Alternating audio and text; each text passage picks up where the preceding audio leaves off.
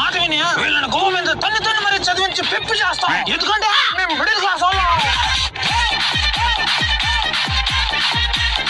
కూతురుకు పెళ్లి చేసేటప్పుడు మంచి మనసున్నోడికి తెలివి వాళ్ళకి పెళ్లి చేస్తే ఆనందంగా ఉంటుందని మాకు తెలుసు. అయినా కానీ బాగా ఆస్తులున్న ఒక సాడిస్ట్ వెతికి వెతికి మరి పెళ్లి చేసేస్తాం. ఎందుకంటే మేము మిడిల్ క్లాస్ వాళ్ళం.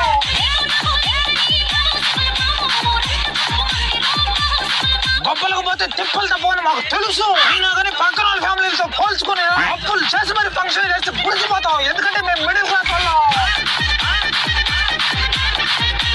ఊళ్ళో 10 మంది పిల్లకాయలు చదివితే 10 మందికి ఒక రకంగా జాబులు రావని మాకు తెలుసు. అయినా కానీ వాడికంత చేతం వీడికంత చేతం అని చెప్పి మా కొడుకుని పీక్కునంటాం. ఎందుకంటే మేము మిడిల్ క్లాస్ వాళ్ళం.